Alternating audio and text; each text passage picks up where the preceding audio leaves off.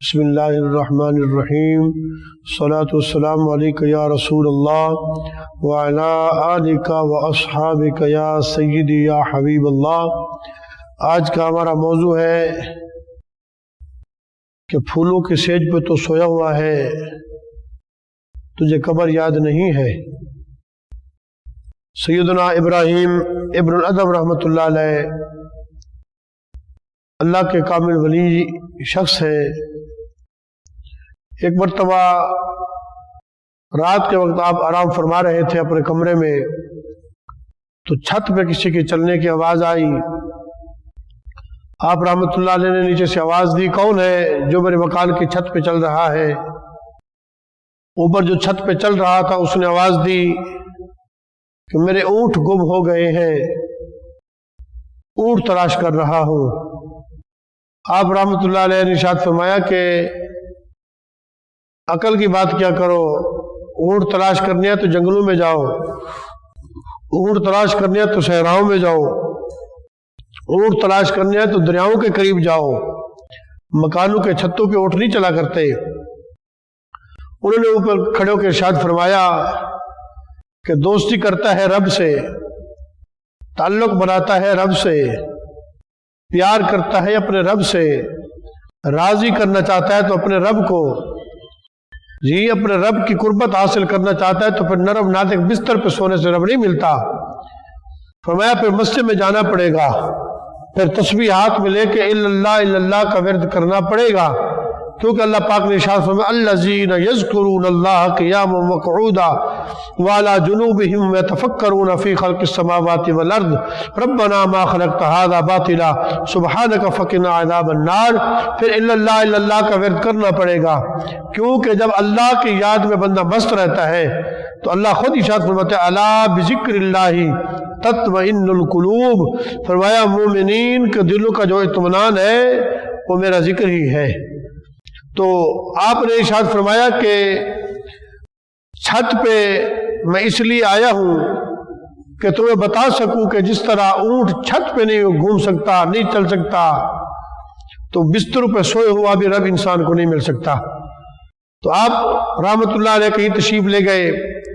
حبشہ کی ایک بچی تھی جو حضرت کا بستر ابراہیم ابن الادب رحمت اللہ علیہ کا بستر بچھایا کرتی تھی، 1.5 من گلاب کی پتیاں بستر پہ لگاتی، پھر حضرت آ کے سوتے۔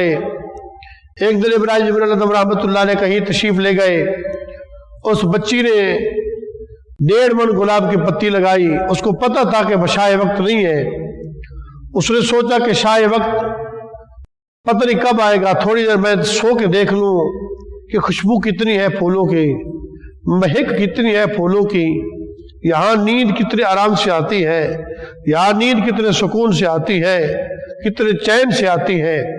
تو وہ بچی سو گئی اور اس بچی کو پتہ نہ چلا کہ ابراہیم ابن الادب رحمۃ اللہ علیہ تشریف لائے، اور آ کے اٹھایا، بیدار کیا، بچی نہ اٹھی۔ سوئی ہوئی بچی کو درے مارے، بچی اٹھ کے کھڑی ہو گئی اور بادشاہ کے سامنے مسکرانے لگ گئی۔ وہ سر کے نیچے اینٹیں رکھ کے سونے والی، پتھروں پہ سونے والی، زمین پر سونے والی، جب پھولوں پہ سوئی تو سب کچھ بھلا دیا۔ جب آپ نے مارا تو مسکرانے لگ گئی۔ تو شاہ وقت نے ارشاد فرمایا ابراہیم ابن الادب رحمۃ اللہ علیہ نے، اے بدبخت، ایک تو میرے بستر پہ سوئی ہے، یہ توہین کی ہے، اور دوسری میرے سامنے تو ہنس رہی ہے، یہ توہین کر رہی ہے میری۔ بچی نے روتے ہوئے ارشاد فرمایا اے ابراہیم ابن الادب، میں تجھ پہ نہیں ہنس رہی، میں رب وحدہ لا شریک مولا کی قدرت اور کاریگری پہ ہنس رہی ہوں۔ اس نے کہا وہ کیسے؟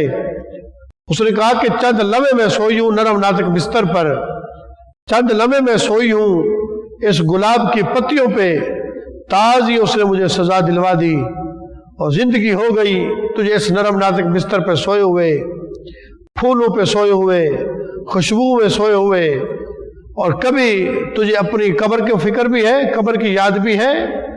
جب یہ جملے انہوں نے بولے تو آپ کے دل پہ ایسا اثر ہوا کہ کہاں گئے فاخرانہ لباس، کہاں گئے وہ شاہی، کہاں گئی وہ دولت، سب کو چھوڑ چھڑا کر اللہ کی یاد میں مست ہو گئے اور جنگلات میں دریاؤں کے کنارے میں بیٹھ کر اللہ کا ورد کیا۔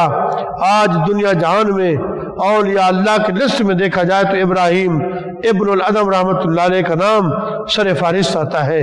دعا فرمائیں اللہ وحدہ لا شریک مولا ان پیاروں کا صدقہ ہمیں بھی اپنا قرب نصیب فرمائے، آمین بجاہ النبی کرم بجل امین۔